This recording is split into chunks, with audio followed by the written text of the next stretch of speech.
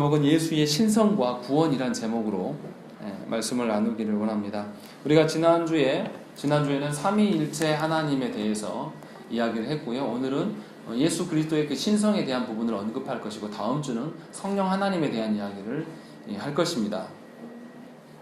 우리가 방금 읽었던 벨직 신앙고백서 10조에 나오는 그 예수님에 대한 진술을 보면 약 4가지 정도로 정리할 수가 있습니다. 이것이 매우 중요합니다. 첫 번째는 뭐냐면, 예수님은 하나님의 이름을 부여받으셨다라는 것입니다. 예수님이 하나님이라고 불리우시는 것이 성경에 굉장히 많이 등장합니다. 오늘 우리가 본문으로 삼았던 요한복음 1장에도 1절에 보시면 그렇게 나와 있죠.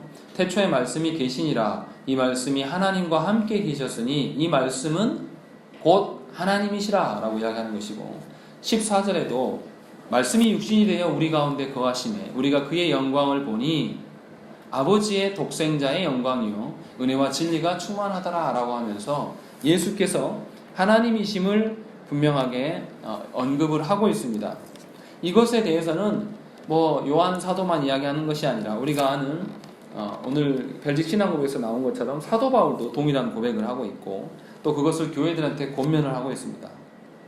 그러니까 예수께서 하나님이심을 누가 인정하셨냐면 성부께서 친히 인정해 주셨다라는 것이죠. 그리고 이 삼위 하나님으로부터 사도된 자들, 이들 역시도 동일한 고백을 행하고 있어요. 그런 것이 성경에 여러 가지 증거가 나타납니다.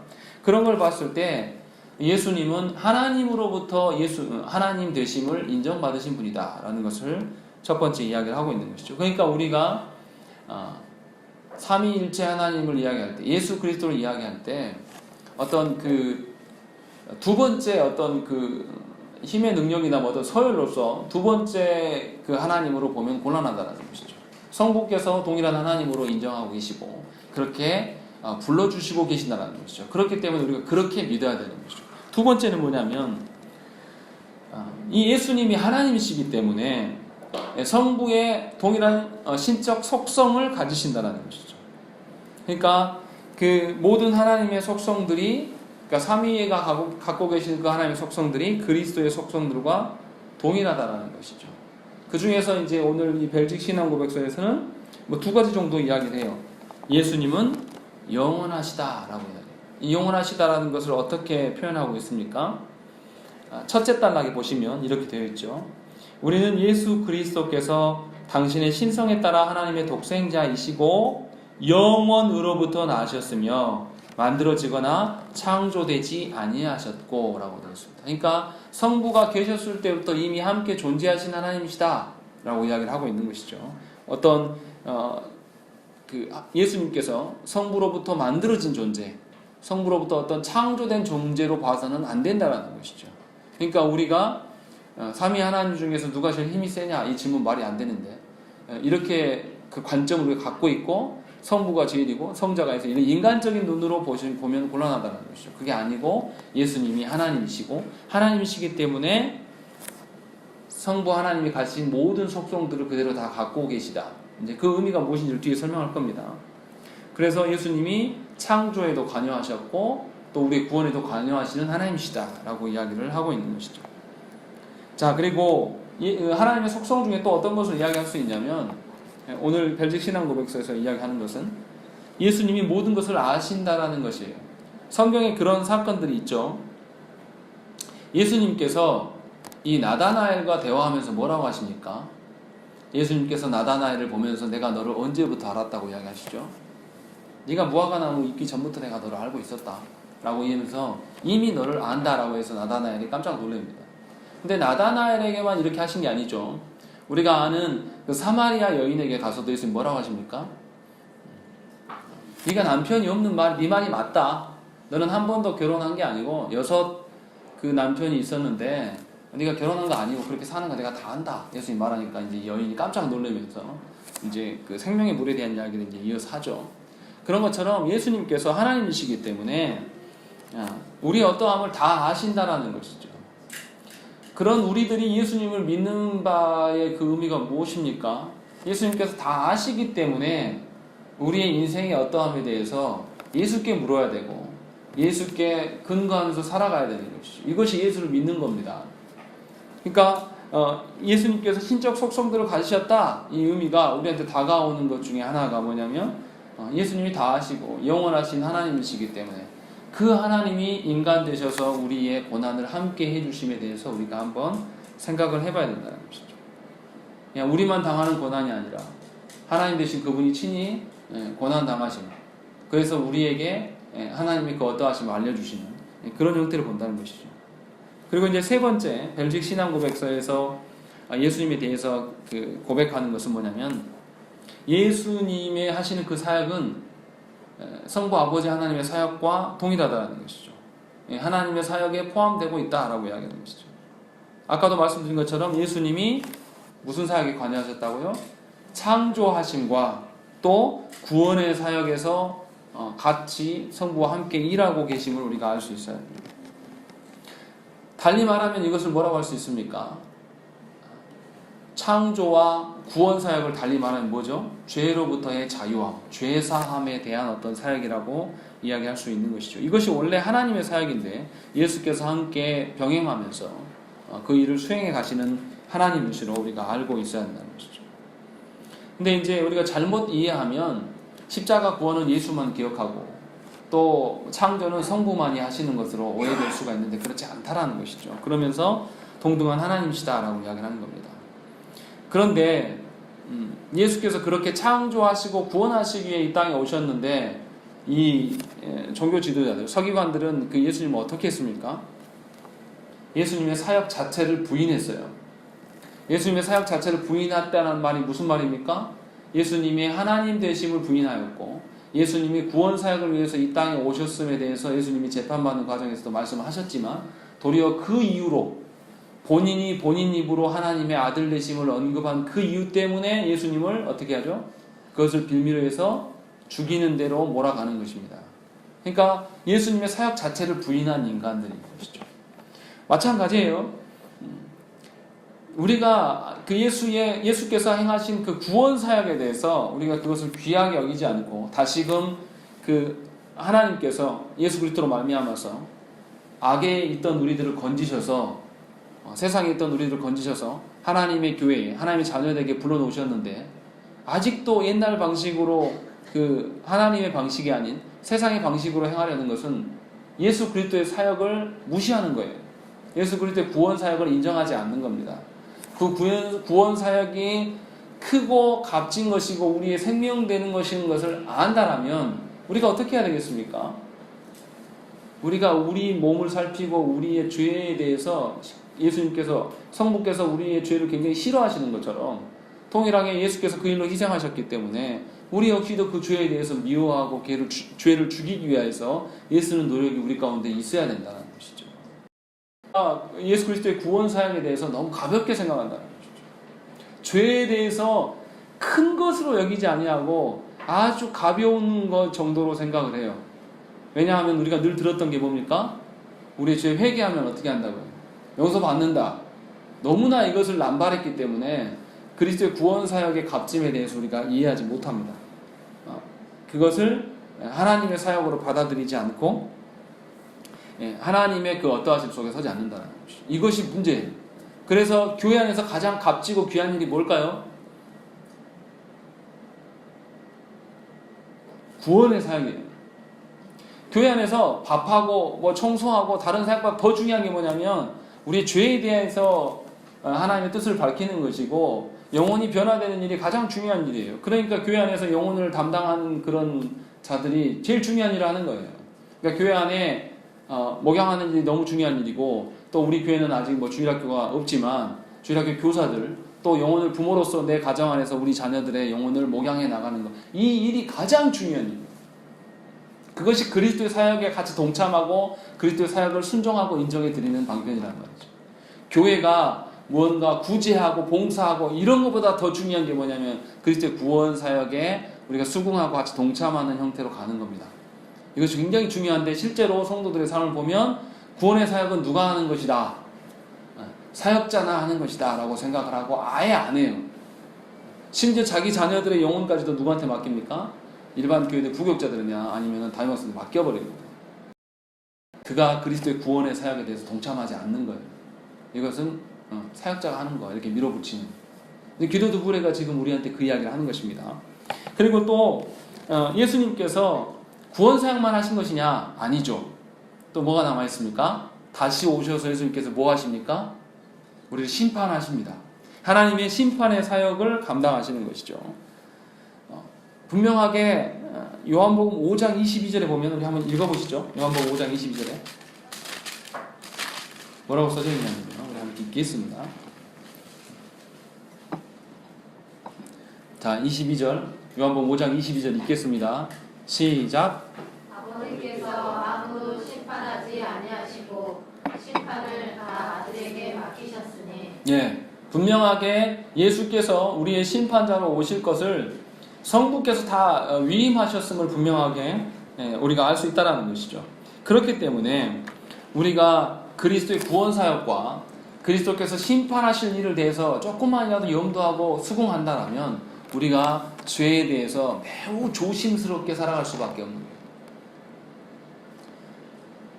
그 오카노 목사님이 목회를 관두기 몇 년 전에 관두고 나서 하셨는데 아무튼 소천하시기 얼마 안 남겨두고 한 설교에 보면 뭐가 나오냐면 교회 안에 한국 교회 안에 죄에 대해서 너무나 이렇게 쉽게 여기는 것에 대해서 지적하면서 설교한 내용이 있습니다. 뭐라 그러냐면 우리 교회 안에 있는 직분자들이 목사부터 이 죄의 문제를 벌벌벌 떨면서 혹여나 죄 지을까 조심히 하면서 늘 떨고 이렇게 벌벌벌 떨면서 살면 누가 죄 짓겠냐 이 말이에요.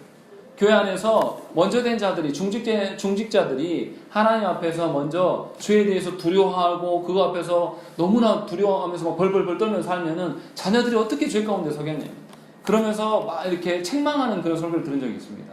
무슨 말씀이냐면 예수께서 우리를 구원하셨지만 또한 우리를 심판하심에 대한 우리가 수긍이 있어야 되는 것이죠. 그것이 없으면 우리는 예수님을 하나님으로 인정하지 않는 거예요. 예수님의 사역 자체를 우리가 부인하기 때문에. 우리가 그 안에 그런 마음이 있어야 돼요. 그래서 죄에 대해서 그리스도인들이 어떻게 하냐면 아주 싫어하고 증오하고 죄를 죽이려고 하는 마음이 우리 가운데 있어야 돼요. 누군가 나를 괴롭게 하고 나를 못 살게 하는 그 누군가를 미워하는 그 미움보다 더 큰 미움이 죄를 향한 미움으로 우리 안에 있어야 한다는 것이죠. 그래서 신자들이 죄에 대해서 늘 살펴야 돼요.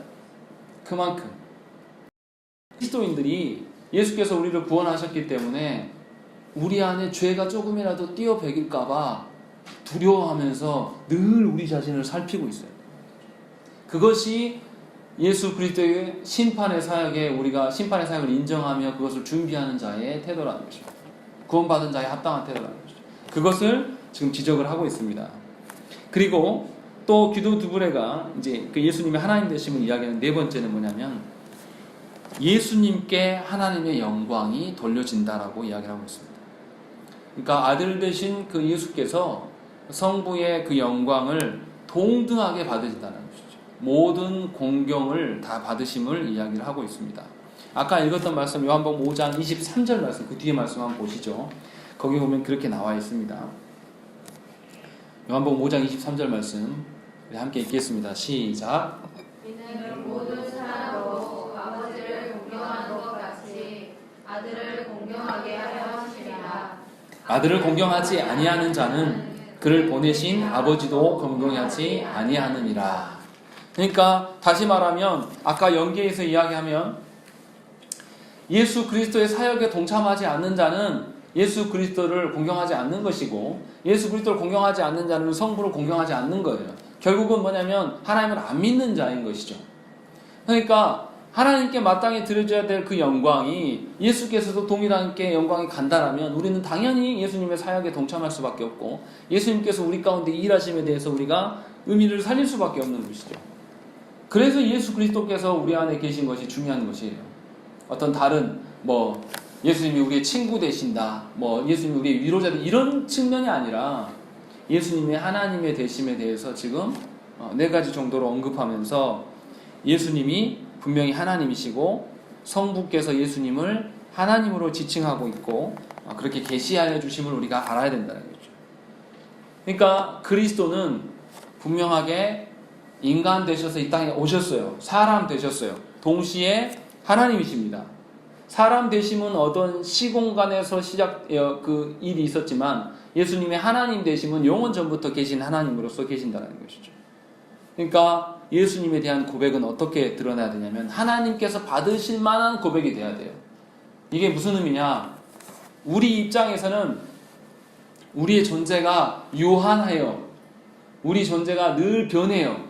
그러니까 그 수준에 맞춰서 우리와 관계를 맺으면 됩니다. 그런데 예수님은 사람이시면서 동시에 하나님이시기 때문에 하나님의 속성을 받으세요. 갖고 계세요. 그러니까 예수님은 변하십니까? 변하시지 않으십니까? 불변하시는 하나님. 또 위엄이 있으시고 지혜가 있으시고 진리에 있어서도 그렇고 사랑에 있어서도 그렇고 선하심, 성부의 선하심까지 모두 다 갖고 계신 하나님이에요. 그러니까 예수님께 영광 돌리는 방편은 뭐냐면 우리가 가진 어떠한 것으로 예수님의 구원을 조망하면서 그것을 이해할 수 없어요. 성부가 그러하신 것처럼 영원하시고 불변하시고 전능하신 것처럼 그러한 관점으로 예수 그리스도의 선하심과 예수 그리스도의 가르치심과 예수님의 그 어떠하심을 우리가 받아들이고 그렇게 높여야 된다는 것이죠. 이게 좀 말씀이 어려울지 모르겠습니다. 예수님께서 우리에게 하신 그 구원의 사역들이 창조하시고 구원하시고 심판하시는 그 사역을 어떻게 봐야 되냐면 예수님의 구원 사역이 2000년 전에 어떤 그 예루살렘에서 있었던 일이다 이렇게 치부할 것이 아니라는 거예요. 왜냐하면 예수님 누구시니까 하나님이시고 영원하신 분이기 때문에. 그래서 그 예수님의 구원 사역이 영원한 것이기 때문에 어디까지도 영향을 미친다고요. 예수님 오시기 이전 이미 창조 때부터 모든 인류가 예수 그리스도로 말미암아 구원받음이 합당하다는 거예요. 우리가 그렇게 구원 사역을 이해하고 그렇게 하나님께 영광을 돌려야 된다는 것이죠. 그러니까 우리 안에 쉽게 변하고 우리 안에 어떤 영원하지 않는 우리가 살아가는 어떤 짧은 순간의 그 어떠한 것들로 예수님을 찬양하고 예수님의 사역을 동참하는 것은 합당하지 않다. 그러니까 저와 여러분들이 예수님의 구원 사역에 동참하는 태도는 육신을 가질 때만이 아니에요. 죽어서도 그것에 동참해 나가는 방식이란 말이에요. 그런 식으로 예수님의 사역에 동참하는, 그런 식으로 우리가 교회의 직분을 감당해 나아가는 거예요. 그런 식으로 교회의 그리스도의 몸으로서 우리가 살아가는 존재란 말이에요. 그러니까 단지 몇 번 해보고 안 된다고 실망하고 낙심할 것이 아니라는 것이죠. 구원의 영혼의 변화를 놓고 이야기할 때 우리가 몇 번이나 해봤습니까? 우리가 하나님 앞에서 어떠한 그 영혼의 변화를 이야기한다든지 하나님 앞에서 어떤 구원 사역을 취하고 살아가는 것이 그냥 짧은 이 순간에 잠깐 반짝하고 마는 그런 게 아니라 그런 분들이 있어요. 은혜 받아가지고 은혜만 그때 받을 때 완전히 자기의 모든 것을 올인할 수 있는 것처럼 다 막 하나님께 소원하고 막 이렇게 토해내는 분들이 있습니다. 근데 별로 그렇게 반갑지 않아요. 분명히 변하거든요. 이런 방식. 제가 드리는 말씀에 대해서 오해가 없으셨으면 좋겠어요. 하나님께서 우리에게 맡겨주신 우리의 인생에 대해서 이 인생의 기간 동안 짧을 동안에 어떤 그런 게 아니라 장구하고 영원한 그 하나님의 구원 사역에 우리가 동참해 있는 것이기 때문에 이 땅에서 우리가 하나님의 그 구원 사역에 동참한다는 것은 단지 몇 번으로 끝나는 것이 아니고 영원한 일임을 기억하시고 우리가 그러한 태도로 나아가야 돼요. 그러니까 그런 식으로 나아가는 자들은 생각을 해보세요. 우리가 밥 먹는 거 한번 생각을 해보세요. 어렸을 때 젓가락질, 숟가락질 잘 안 되고 반찬이 내 위로 안 올라갈 때는 그걸 더디고 힘들어요. 그런데 이게 평생 해야 될 일이기 때문에 어떻습니까? 영원히 편하게 쓸 수 있는 젓가락질을 가르쳐줘요, 부모가. 이렇게 해야 돼. 그렇게 하면 불편해. 그러면 힘들어도 그렇게 고쳐서 그런 태도로 밥상머리에 앉는 것이죠. 마찬가지예요. 예수의 구원 사역과 예수의 심판 사역의 심판 앞에 설 우리들에 대한 그 영원성을 조금이라도 이해한다면 우리 방식으로 우리의 지금 태도로 하나님께 나아가지 않는 것이죠. 영원히 우리가 해야 될 일이기 때문에 우리가 하나님을 향해서 태도를 달리할 수 있다는 것입니다. 그것이 예수 그리스도께서 하나님 되심이고 예수 그리스도께서 하나님의 속성을 갖고 계신 분이므로 인정해 드리는 우리 방편이라는 것입니다. 자, 그러면 이제 제가 두서없이 여러 가지 이야기를 했는데요. 결론은 이거예요. 예수님이 하나님이시다는 뜻이에요. 그러면 예수님께서 이 신성을 가지셨다는 것이 우리하고 무슨 상관이 있습니까? 제가 막 상관이 있어서 막 설명을 했는데 가장 큰 유익이 뭘까요? 예수님께서 하나님 되심이 우리에게 가장 큰 유익이 뭘까요?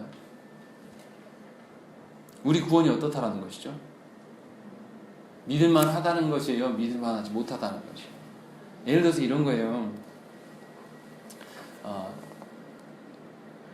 여러분들이 뭔가 제가 차가 고장났는데 차가 고장나서 자동차 공업소에 맡겼는데 거기가 그 기능 장의하는 공업사라고 한번 해보세요. 우리나라에 몇 명 없는. 그럼 우리가 차를 어떻게 맡길까요? 거기가 조금 오래 걸려도 거기에 맡기지 다른 데 안 맡길 거 아닙니까? 우리의 구원이 확신이 그런 거예요. 예수께서 하나님이시기 때문에 그 구원이 확실한 겁니까? 불확실한 것입니까? 확실한 것이에요. 그만큼 확실한 것을 아는 자라면 예수께 우리의 마음을 드릴까요? 드리지 못할까요? 드리는 것이죠. 그러면 우리가 하나님께 마음을 드리는 거, 하나님의 뜻대로 살아가는 것이 나한테 달려있는 문제입니까? 예수님께 달려있는 문제가 되는 것입니까? 이해가 안 되시나요? 우리가 믿을 만한 정도가 돈으로 이야기하시는 게 제일 편하죠. 예를 들어서 맨날 제가 예를 드는 거, 윤정이가 지금 만화를 그리는 거 좋아하는데, 그래서 뭐 굉장히 유명한 만화, 뭐 이현세, 저는 아는 사람 그 사람밖에 없으니까, 이현세 만화가가 윤정이한테 야, 너 고등학교 졸업하면 내 밑으로 와서 일해, 내가 너 키워줄게, 이렇게 하면 윤정이가 어떻게 할까요? 지금부터 이현세가 어떤 만화를 그렸고 이현세 밑에 가서 어떤 것을 배울까를 지금부터 그거에 맞춰서 살아갈 겁니다. 우리의 구원의 어떠하심이 하나님 예수님께서 하나님 되심이 뭐 만화 이현세 정도 그런 사람과 비교가 될 수 있는 게 아니에요. 하나님이시라니까요. 우리의 구원을 위해서 구세주 되신 분이 하나님이시. 이 의미는 뭐냐면 우리의 구원이 너무나 확실한 것이고, 우리의 구원이 내 힘으로가 아니라 순전히 하나님의 힘으로 될 수 있음을 우리가 알아야 되는 거죠. 그것이 당연한 거예요. 강조해서 하는 게 아니라 그냥 당연한 거예요. 너무 크고 높으신 하나님이기 때문에. 그래서 우리가 우리의 마음을 하나님께 드리는 것조차도 누가 하시는 것이죠? 예수께서 하시는 구조가 된다는 것입니다. 정말 근데 여러분들이 그렇게 믿냐 이 말이에요. 하나님이신 예수께서 우리의 구주 되십니다. 이 고백 안에 그것이 포함되어 있냐 이 말이에요. 우리를 구원하신 분이 예수님이시기 때문에, 하나님이신 그분이기 때문에 내가 구원의 확신을 내가 예배 잘 드리고 내가 기도생활 열심히 하고 내가 이런 것에서 구원의 확신을 찾는 게 아니라 그분한테 내 구원의 확실성을 찾는 거예요. 그러니까 흔들립니까? 흔들리지 않습니까? 전혀 흔들림이 없는 거죠. 여러분들 돈이 있으면 어느 은행에 맡깁니까? 뭐 쓰러져가는 제3은행권 이런 데 맡깁니까? 아니면 제1금융권에다 맡깁니까? 1금융권에다 맡기잖아요. 집에 있는 것보다 그게 더 안전하잖아요.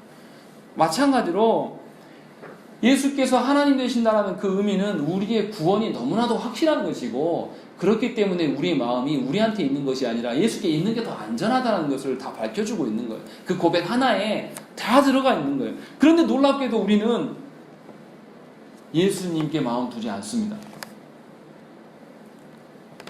문제 심각한 거 아닙니까? 당연한, 예수님이 구원자 되심을 알면 누구나 다 그래요. 그렇게 돼요. 그런데 내가 아직 그러지 못했다는 것은 내 구원을 한번 의심을 해봐야 돼. 내 마음이 아직도 하나님께 맡겨주지 않고 여전히 내 마음은 내가 갖고 있고 뭔가 다 끝난 것처럼 울상짓고 있고, 이런 것이 구원받은 자의 태도인가? 깊이 생각을 해봐야 돼. 예수님이 하나님 되신다. 너무나 많이 들었던 이야기인데 그게 나하고 무슨 관련이 있는가? 반드시 관련이 있고, 예수님이 하나님이시기 때문에 내 구원이 더 확실하다는 것이죠. 그래서 빌립보서에 이렇게 말하는 거죠. 빌립보서 2장 말씀 찾아보시죠. 빌립보서 2장에 보시면 우리가 잘 아는 말씀이 나옵니다. 2장 5절부터 8절 말씀 교독하시겠습니다. 빌립보서 2장 5절부터 8절 말씀, 5절 제가 먼저 봅니다. 너희 안에 이 마음을 품으라. 곧 그리스도 예수의 마음이니 너희 근본 하나님의 부지시나 하나님과 누구를 취할 것으로 여기지 아니하시고 오히려 자기를 비워 종의 형체를 가지사 사람들과 같이 되셨고, 사람의 모양으로 나타나사 자기를 낮추시고 죽기까지 복종하셨으니 곧 십자가에 죽으심이라 라고 되어 있습니다. 분명히 뭐라고 하냐면 바울 선생이 우리를 향해서 그리스도 예수의 마음을 품으라 라고 이야기하는 것이죠. 그가 원래 하나님이셨다 라고 이야기하는 거죠. 그러면서 그 하나님께서 너희의 구원을 이루어 가시는 분이시다. 너희가 이루는 것이 아니라 너희 하나님께서 이루시는 그 구원을 맛보아라. 그렇게 이야기를 하고 있는 것이죠. 그러니까 여러분들의 마음이 하나님께 있을 때에 여러분들이 구원의 확신을 누릴 수가 있는 것이에요. 여러분들의 마음을 여러분들이 붙잡고 놔주지 않을 때에 여러분들은 절대로 구원의 어떠함을 누릴 수도 없고, 여러분의 인생은 세상과 하나님 사이에서 계속 갈팡질팡 하는 거예요. 교회 안에 그런 분들이 꽤 많습니다. 세상과 하나님 안에서의 그 발을 한쪽으로 떼지 못하고 갈팡질팡 하는 분들의 특징이 뭐냐면 말씀을 못 들어요. 전혀 기쁘지 않습니다. 누가 봐도 저분은 신음하고 있구나 라고 알 수 있을 정도로 그렇게 살아갑니다. 그런데 안타깝게 교회 안에 이런 분들이 너무나 많다는 것이죠. 그러나 우리가 아셔야 될 게 뭐냐면 우리의 구원의 어떠함은 예수께서 하셨는데 그 예수님이 하나님이시다 라는 것을 여러분들이 알고 인정해야 된다는 것이죠. 그런데 그 예수님의 하나님 되심을 인정하지 못하는 사람들이 있었습니다. 역사 가운데, 교회 역사 가운데 매우 많았어요. 그 대표적인 케이스가 이제 아리우스입니다. 여러분 말씀드려서 아실 거예요. 예수께서 존재하지 않으셨을 때가 있었다라고 이렇게 아리우스가 가르쳤습니다. 예수님께서 존재하지 않으실 때가 있었단 말은 무슨 의미일까요? 어느 순간에 태어났어요. 그러면 이거는 누가 만들어주거나 누가 태어나게 해야지 존재할 수 있는 것이죠. 그러면 예수님이 하나님이시란 소린가요? 하나님 아니시란 소린가요? 하나님 아니란 소리죠. 그렇게 해서 예수님이 창조하신 분임을 부인합니다. 그러니까 예수님을 피조물 정도로 보는 것이죠. 그래서 하나님이 인정하지 않습니다. 그래서 교회가 이 일에 대해서 어떻게 하냐면 바로 잡습니다. 니케아 회의를 통해서 니케아 신경을 작성합니다. 니케아 신경에서 뭐라고 이야기하냐면 이렇게 고백합니다. 우리는 한 주님 예수 그리스도 만세 전에 아버지로부터 나신 하나님의 독생자를 믿습니다. 그분은 하나님으로부터 나신 하나님이시며 빛으로부터 나신 빛이시고 참 하나님으로부터 나신 참 하나님이시고 나시었고 만들어지지 않으시었고 아버지와 같은 본질을 가지시었고 그분으로 말미암아 만물이 창조되었습니다 라고 명확하게 고백하는 것이죠. 그러면서 이 예수님의 신성을 부인함이 얼마나 큰 문제인가를 교회가 회의를 열어서 이걸 신앙 고백으로 정해버렸어요. 그만큼 예수님이 하나님 되심을 인정하고 우리가 믿는 것은 너무나 큰 문제라는 것이죠. 교회가 역사적으로 그렇게 행했다는 거죠. 이 아리우스 이단 앞에서. 근데 니케아 공의회 성에서 니케아 신경을 만들었는데 이 아리우스의 아류들, 이 졸개들이 계속 헛소문을 퍼뜨리는 거예요. 저것은 뭔가 불합리한 거다. 뭔가 결점이 있다. 라고 하니까 교회가 또 나서서 뭘 만드냐면 아타나시우스 신경을 다시 만듭니다. 그렇게 하면서 아타나우스 신경 29조부터 43조까지 그리스도가 누구인가에 대해서 아주 상세히 설명해요. 그만큼 예수님이 하나님 되심이 너무 중요하다는 거죠. 교회가 그 일에 대해서 적극적으로 반응하면서 적극적으로 성도들에게 참된 길이 무엇인가를 알려줬어요. 그래서 29조에서는 그리스도의 성육신에 대해서 가르치고 30조에서는 예수님이 하나님이시고 하나님이시기 때문에 동시에 사람이시다라는 것을 고백하고 가르칩니다. 그만큼 예수님의 하나님 되심은 매우 중요한 것이고 그것을 우리한테 유산으로 남겨주고 있는 것입니다. 그러니까 저와 여러분들이 예수님의 하나님 되심이다. 이것이 매우 간단하고 뻔한 이야기, 너무나 많은 들은 이야기임에도 불구하고 그 의미를 되새기면서 여러분이 정말로 예수님을 하나님으로 인정하고 여러분들의 마음의 어떠함이 그곳에 있는가를 살피셔야 된다는 거죠. 너무나 중요하다는 것이죠. 그래서 43조와 44조에 뭐라고 밝히고 있냐면 이렇게 쓰여 있습니다. 이것은 보편 신앙입니다. 누구든지 이 신앙을 확고하게 그리고 신실하게 믿지 않으면 그 사람은 구원을 받을 수 없을 것입니다. 라고 교회가 결정합니다. 그렇게 고백해요. 예수님이 하나님 되심을 인정하지 않는 것, 그러면 그에게 구원이 있다고요? 없다고요? 없다라는 것이죠. 근데 여러분이 정말로 예수님 하나님을 인정하냐고요? 하나님을 인정하면 여러분들의 구원의 확신과 여러분들의 삶의 어떤 그 원천이 예수께로부터 나오는 거잖아요. 일상에서 내 안에 뭔가 결핍이 생기고 문제가 생긴다고 해서 내가 울상짓고 죽을 것처럼 살아가지 않는다는 거죠.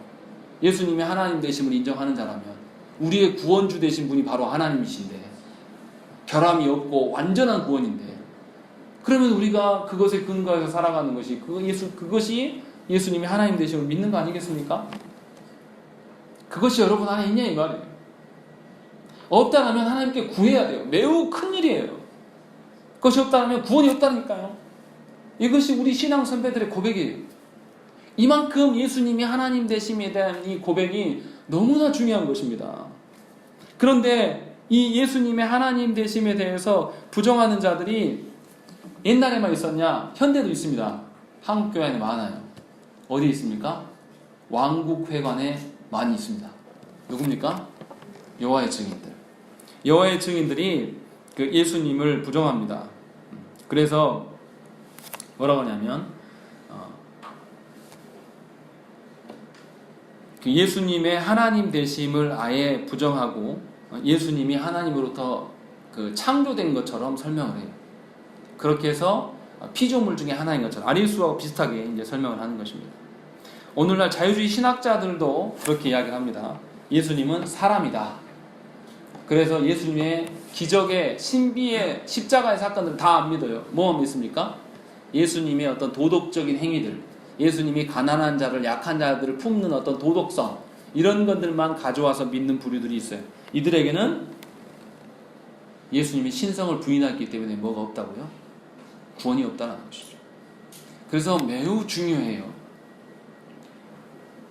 그 아리우스 계열을 따르는 쪽이 침례교예요. 우리가 침례교에 대해서 경각심을 가져야 될 게 뭐냐면 그런 신앙을 가진 자들이 있어요. 침례교 다니는 분들 가만히 이야기를 들어보면. 그리고 우리가 이단으로 지칭하는 여호와 증인도 그렇게 살아가요. 우리는요. 이제 문제는 그거예요. 우리는요. 정말 우리가 예수님이 하나님 되심을 믿냐 이 말이죠. 이 부분을 생각을 해봐야 돼요. 우리가 이미 하이델베르그 강의하면서도 그게 나옵니다. 하이델베르그 제6주일에 17문답에 뭐가 나오냐면 제가 읽어드리겠습니다. 17문 중보자는 왜 동시에 참 하나님이셔야 합니까? 이 17문 앞에는 왜 사람이냐고 물어봅니다.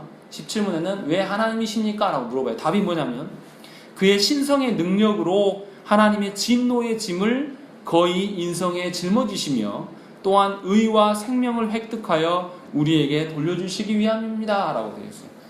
무슨 말이냐면 우리 중에 우리가 인간이 범죄함으로 말미암아 하나님의 진노를 우리가 받아야 돼요. 근데 하나님의 진노를 받고 견딜 수 있는 인간이 아무도 없어요. 하나님의 진노를 받으면 우리는 그냥 다 존재하지 않아요. 사망 가운데 들어갈 수밖에 없는 거죠. 그런데 예수님이 하나님이셨기 때문에 하나님의 진노를 감내하시고 견디고 버티실 수 있었던 거죠.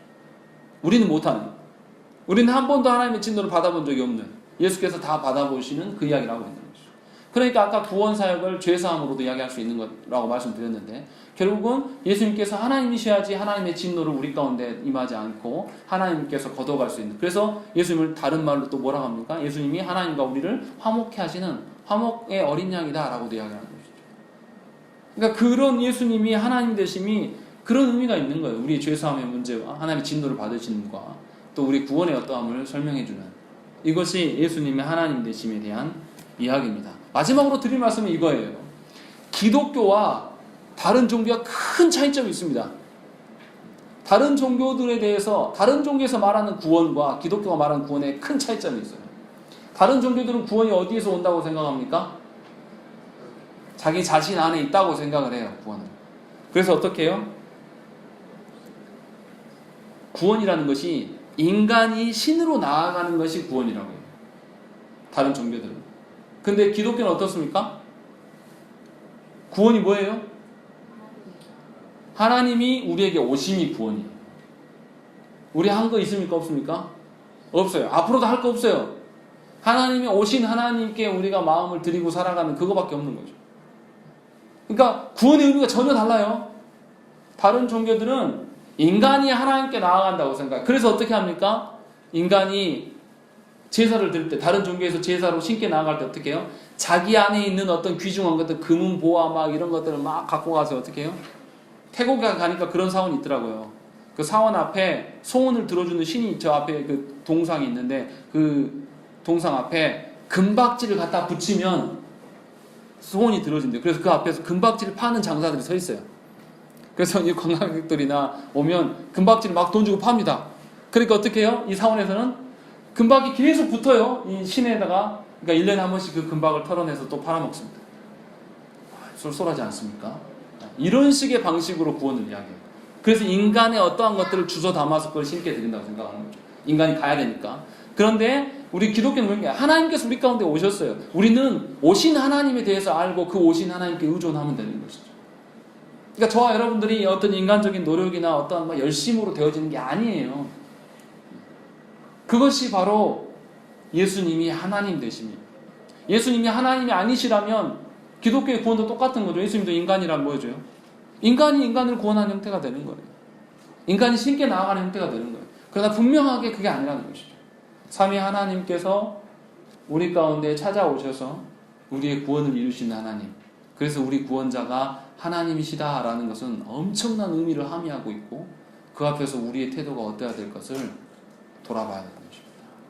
그러니까 우리가 저와 여러분들이 누리는 이 구원이 너무나 확실한 거예요. 우리의 구원의 확신이 나한테 있는 게 아니라 하나님께 있기 때문에 더 확실해요. 나한테 있으면 어떻게 해요? 하루에 12번도 더 의심하겠죠. 12번이 뭐예요? 수백 번 의심하겠죠. 나를 보면서 나 이것밖에 안 되네? 내가 구원 받았을까? 근데 실제로 교회 안에 이렇게 생각하는 분들이 있어요. 아이고 내가 뭔 죄를 지었기에 내 팔자가 이런다냐. 그거 아니라니까요. 우리는 예수께서 구원하셔서 그 하나님 되신 그분이 구원하셨기 때문에 우리는 누구 손에 있다고요? 하나님 손에 있는 거예요. 그러니까 우리는 안전해요? 안전하지 않아요? 안전하다니까요. 지금 잠깐 나한테 있는 불행이나 어떤 불행해 보이는 어떤 그런 것들, 두려운 일들 별로 중요하지 않다고요.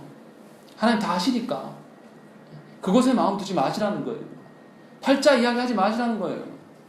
하나님께서 여러분들을 다루시는데 무슨 팔자가 있어요? 팔자 있죠. 하나님 다루시는 팔자. 세상에 많은 팔자 말고.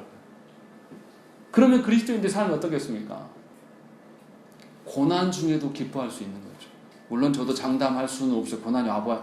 큰 고난이 오면 흔들릴 수도 있겠죠. 그러나 분명하게 우리는 그것을 지향하고 소망해야 되는 것이죠. 그게 그리스도인이다 라고 벨직 신앙고백서가 우리에게 고면하고 있는 말씀입니다. 그러니까 저 여러분들이 해야 될 게 무엇입니까? 우리가 무엇인가 막 열심히 해서 우리의 어떠한 것을 드러내려고 하는 게 아니라 하나님의 하나님 되심, 예수님의 하나님 되심을 묵상하고 정말 내가 그분을 그렇게 인정해 드리고 있는가를 잘 점검하십시오. 이것이 가장 중요한 일이에요. 그리고 우리 힘으로 우리 마음을 바꾸지 못해요. 그래서 어떻게 하는 거죠? 기도하는 거죠. 하나님께 맡겨달라고. 우리 능력으로 안 되는 거 하나님 아시지 않습니까? 하나님 좀 나를 불쌍히 해주십시오 라고 하나님께 간구하는 것이 기도인 것이죠. 자, 우리 함께 기도하겠습니다.